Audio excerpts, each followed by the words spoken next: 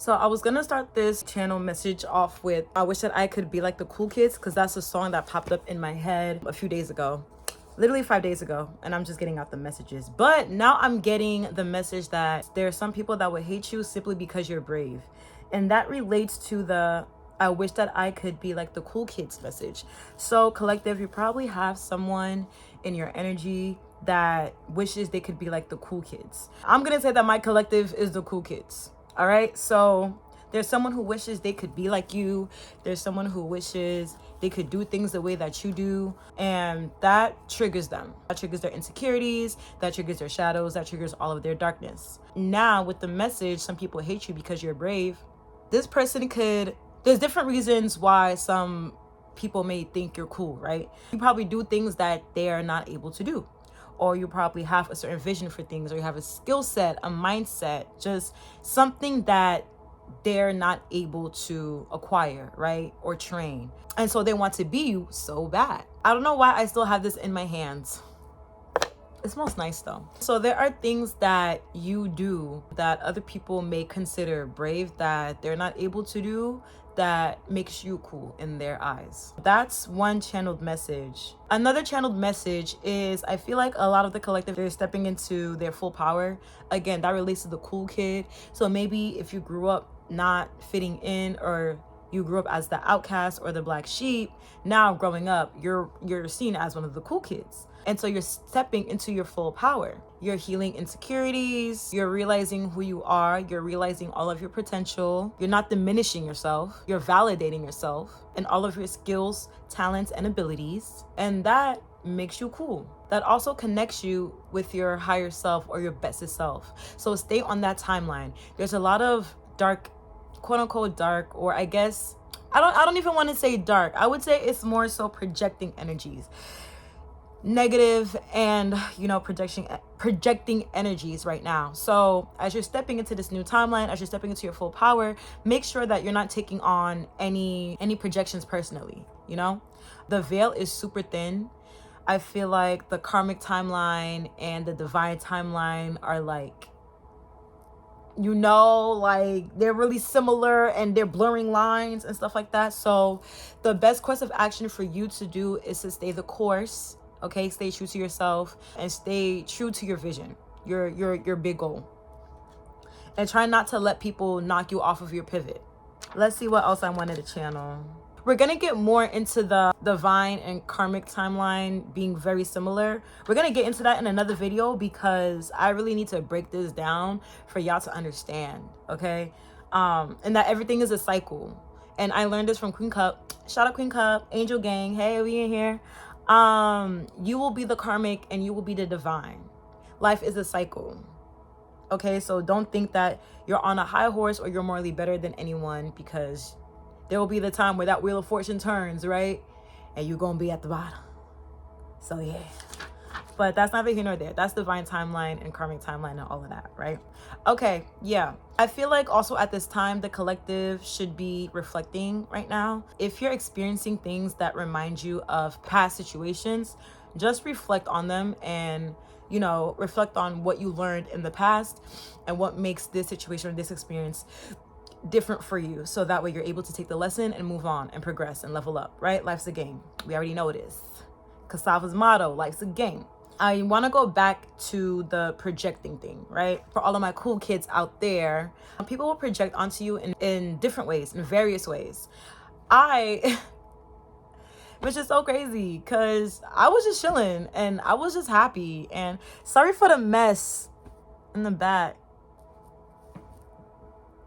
First of all, that laundry's clean. I just haven't folded it yet. But yeah, I've noticed that people will project onto you in different ways, and I was projected onto this week. I was having an amazing day. I hung out with someone and we were just talking about, what's been going on in their life, what's been going on in my life.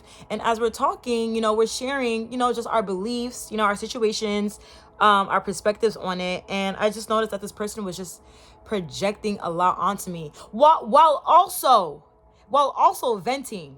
So just be careful about that. There are people that will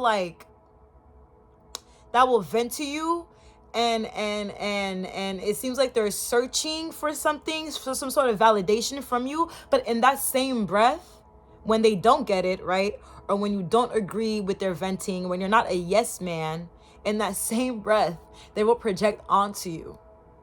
So as an example, this person that I was talking to, he was talking about career, which I'm transitioning career fields right now, right?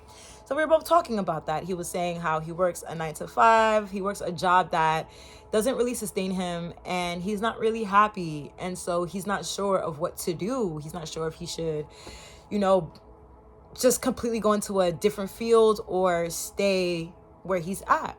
He seemed like someone who does a lot of overthinking, a lot of ruminating, like a lot. Capricorn. Just think about that, right? So I'm just trying to advise him in the best way, trying to tell him, go for what your heart desires. It can be risky, but you're not happy. You're miserable. And it's causing you stress. I can see the way that it's affecting you on a day-to-day. I can see the way that it's affecting your mood. Like, you don't smile anymore. You're not happy-go-lucky, right? So I'm just trying to give the best advice that I can give. In that same breath, he goes, I get that. I get what you mean by going for, your passions and what makes you happy. But I found that a lot of the people that I'm close to or that I'm near, right, who have that same belief are not financially stable. And so it poses a question of, and I'm like, okay, you trying to take a jab at me? You trying to take a jab at me? You know. So for my situation, I usually work in the entertainment industry. The industry has been really sucky in terms of work, right? In terms of getting work. So I haven't been getting much work. Obviously, I'm doing what I can to, So yeah, I'm not in the best financial standing, sure, that's true, but I'm also happy. And I'm doing all the things that I like to do that makes me happy. When that person said that to me, I was like, okay, great. You're projecting onto me. Nice. And I feel like that person was only projecting because I wasn't a yes man. I was telling them things that they probably did not want to hear, or probably they've already heard before and have been trying to run away from it. And so, people flip that energy and project onto you.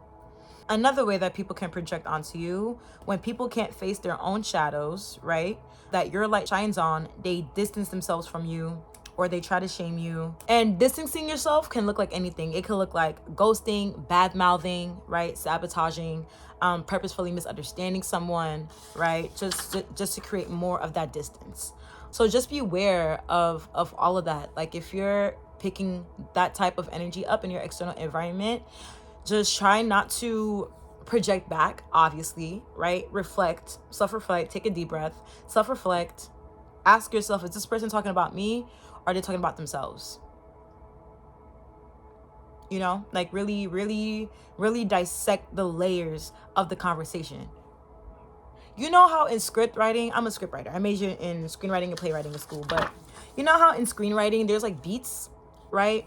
Where the screenwriter would mark a change in emotion in the character. Assess a conversation in that same way. Look to see where there's underlying, where the energy shifted. Oh my God, I was gonna say something else. Oh, assessing. Yeah. You want to also view yourself as an objective observer. That's another way to not take any projections personal at this time. View yourself in third person. View yourself as if, you're out of your body and you're looking at yourself and you're looking at your emotions and you're observing them from a third point of view. That will really help you not take anything personal and to just move on with your life and focus on you and do what you need to do. Some other channel messages that came through today, though: I refuse to feel guilty for my shadow, and I refuse to feel guilty for defending myself. I think that these two channel messages go in tandem with the messages earlier in the video about stepping into your full power, right? Maybe a lot of you guys were people pleasers growing up. Or maybe you were someone who didn't feel like you can tap into your anger tap into that negative energy, tap into meanness, quote unquote meanness, right? You were probably a pushover, maybe felt like you were a pushover, or maybe felt like you just had to be kind all the time. You had to exercise kindness all the time. And so when it came to being angry or exercising your shadow, you felt guilty. You would shame yourself for it, and that would just make you feel even more worse about the situation, right? So the message that I'm getting is repeat this to yourself. This is an affirmation. I refuse to feel guilty for my shadow. I refuse to feel guilty for my shadow. I refuse to feel guilty for my shadow. And the reason why that I say that is because sometimes your shadow can protect you. Anger can be used as a tool. It can be used as a tool of destruction, or it can be used as a tool of, I guess, reconstruction, right? So never feel guilty for the way that you feel, especially if it's negative feelings or anger. You really want to channel you in fact, that's when you really want to channel into that. You know, that's when you really want to dissect it. Like, what is pissing me off? Like, because when you do that, you really start to get to know yourself. You get to know what triggers you, you know, what sets you off, and how to prevent that from happening, because you know what sets you off, right? But your shadow self protects you a lot of the times. It defends you, right? So never feel guilty for your shadow. And the second affirmation, I refuse to feel guilty for defending myself. Don't feel guilty for defending yourself, you know? So these are the messages that I have. Let me know if y'all like this and if this resonated, because it's like my first time doing this. It's cool. It feels like we chatting, like you're my homegirl. All right, that's it. I will now go on TikTok live and I'll be doing tarot card readings. I just got a new deck. I got a new tarot deck. I'm so excited. It comes with the meanings and stuff like that. So I might be cheating, but I don't care because I'm learning. So yeah, catch me on TikTok for any tarot readings. Book me, email me to book tarot readings. Follow me on all my socials. I will have them linked in the description down below.